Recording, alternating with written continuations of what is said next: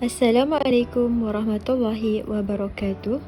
Program Sulam pada pagi ini akan diteruskan dengan modul yang keempat, iaitu modul yang terakhir yang bertajuk Kepentingan Raja dalam Sesebuah Negara.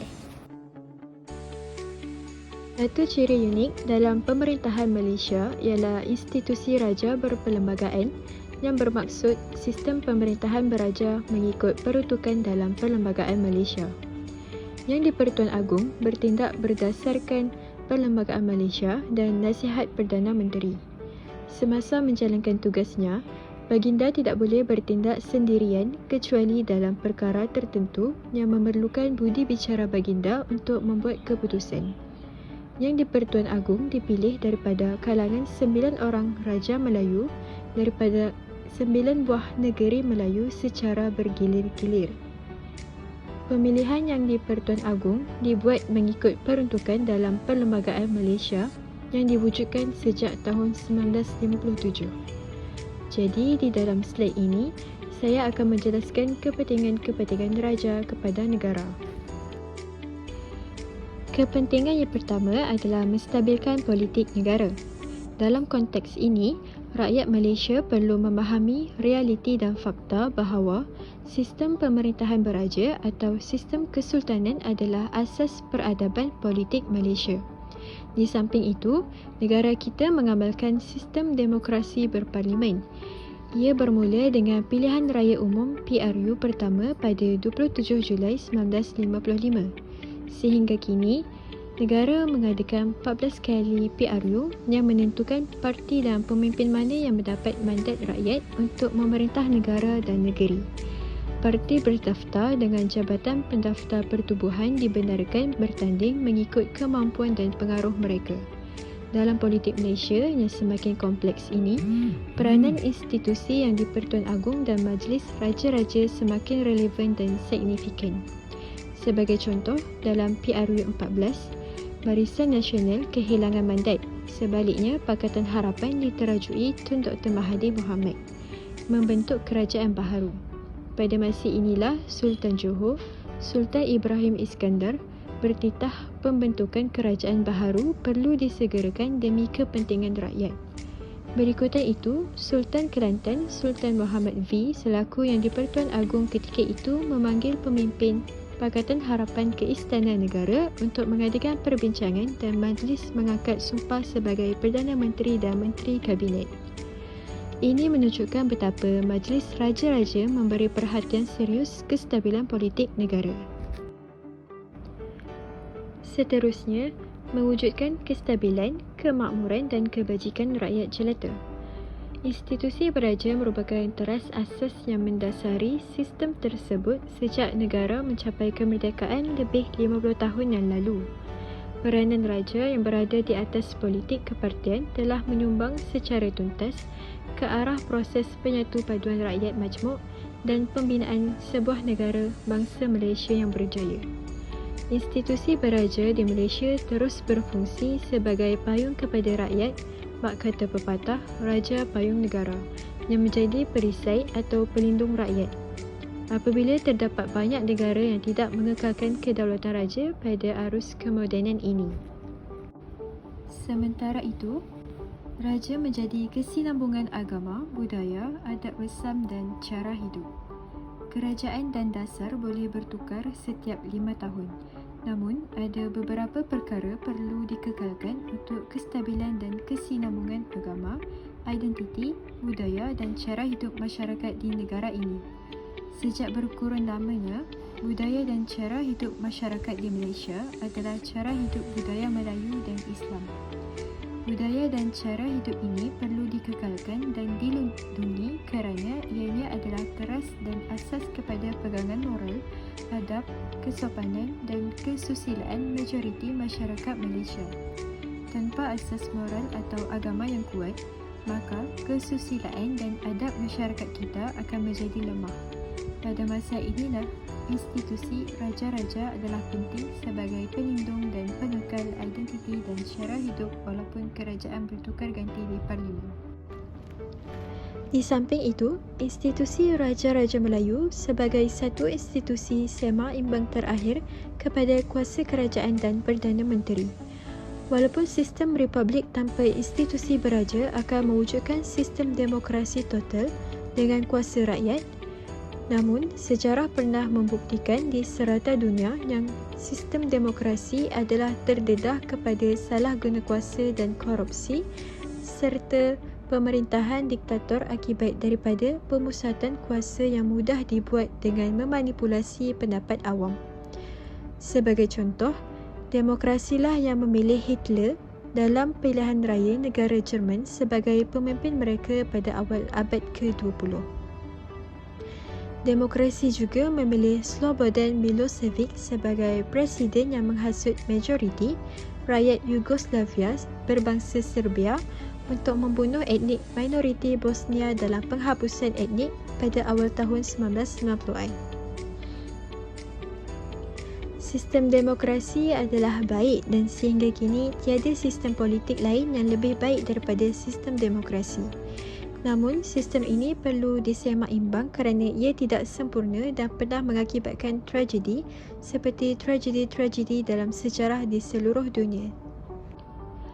Lain daripada itu, Raja menjamin perkembangan ekonomi negara. Perlembagaan Malaysia dapat menjamin pertumbuhan dan perkembangan ekonomi negara yang memberi manfaat kepada rakyatnya. Menurut persetujuan yang dicapai dalam Perlembagaan Malaysia, terdapat peruntukan dari segi hak sebagai warga negara dalam peluang pendidikan dan pekerjaan. Perkara ini menunjukkan bahawa undang-undang itu berperanan dalam mengenal pasti hak sosial yang wajar diperoleh. Selaras dengan Perlembagaan Malaysia, polisi dan dasar-dasar kerajaan yang digubal seharusnya menguntungkan rakyat dan kesejahteraan hidup dapat dicapai. Situasi ini memberikan imej yang baik dimiliki oleh negara di mana ia bakal menarik minat pelabur asing untuk melabur di dalam negara. Secara langsung, peluang pekerjaan dicipta untuk masyarakat tempatan dan pertumbuhan ekonomi domestik akan bercambah. Pada waktu yang sama, ia juga berperanan dalam mengekalkan hak istimewa golongan Bumiputera, orang Melayu dan Bumiputera Sabah dan Sarawak. Perlembagaan Malaysia berperanan dalam mengekalkan hak keistimewaan golongan Bumiputera iaitu orang Melayu, Sabah dan Sarawak. Dalam perkara 153 Perlembagaan Malaysia, hak istimewa yang disebut merangkumi jawatan dalam perkhidmatan awam, beasiswa, pendidikan, perniagaan dan kemudahan khas lain. Misalnya, bahasa Melayu atau bahasa Malaysia telah diangkat sebagai bahasa kebangsaan dan agama Islam sebagai agama rasmi Kerajaan Persekutuan. Walau bagaimanapun, kaum lain bebas untuk menganuti agama masing-masing dan bersifat hormat menghormati antara satu sama lain. Tambahan pula, kita mempunyai rukun negara di mana kedaulatan undang-undang dan kesopanan dan kesusilaan adalah rukun yang wajib dipatuhi oleh warga negara Malaysia. Dalam pada itu, ia juga memastikan pentadbiran dan pemerintahan yang adil dan telus. Perlembagaan Malaysia akan memastikan pentadbiran dan pemerintahan yang adil dan telus dapat dilaksanakan. Malaysia menerusi kerajaan persekutuan yang dibentuk adalah berlandaskan kepada demokrasi berparlimen. Perkara ini dapat dijalankan melalui proses pilihan raya yang memberikan hak kepada rakyat untuk memilih wakil masing-masing. Seterusnya, parti yang mempunyai majoriti kerusi di parlimen akan membentuk kerajaan persekutuan dan menjalankan tugas-tugas eksekutif negara. Berdasarkan Perlembagaan Malaysia, kita juga mempunyai sistem raja berperlembagaan di mana yang di-Pertuan Agong akan dipilih oleh Majlis Raja-Raja untuk menjadi Ketua Negara dan mempunyai bidang kuasa seperti yang dikanunkan dalam Perlembagaan Malaysia.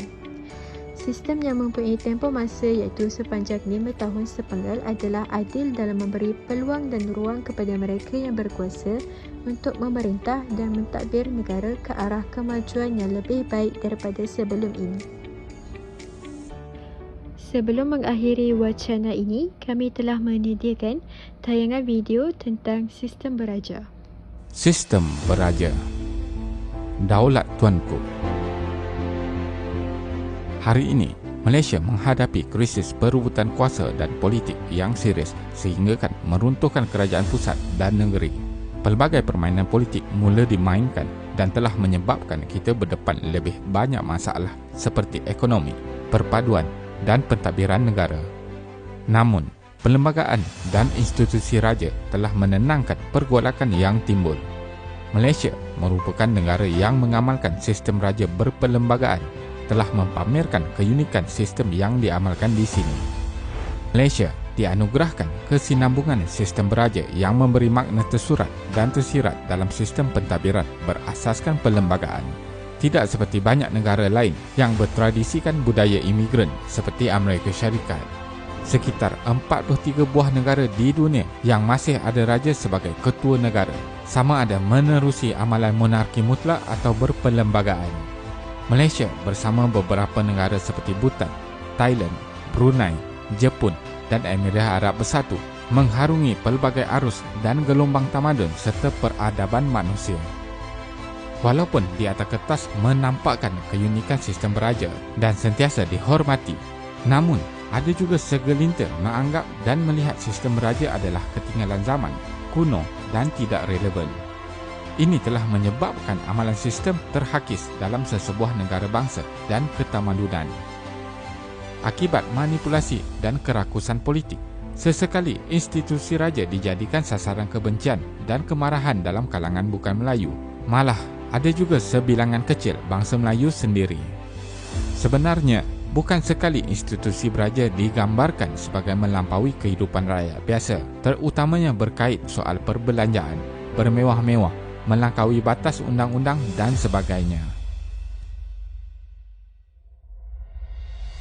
Tanpa raja, tiada negara.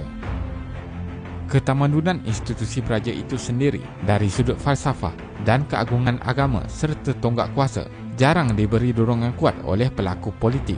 Ia cukup malang kepada negara yang sebelum ini digelar negeri-negeri Melayu, tanah Melayu dan alam Melayu. Fakta berkenaan institusi beraja banyak sumbernya, namun penghayatan dan penerimaan dikekang oleh sikap dan pendirian yang sengaja dibataskan. Agak ironi kerana istilah kerajaan adalah bertunjakan perkataan raja. Tanpa raja, tiada negara. Sebelum merdeka, rakyat setiap negeri Melayu adalah rakyat sultan atau raja. Dengan kata lain, kerakyatan adalah berpandukan pemerintahan raja atau sultan. Orang dari luar sesebuah negeri pula dipanggil orang dagang, meskipun berbangsa Melayu, semata-mata untuk membezakan status dalam kaitannya dengan kerajaan ketika itu.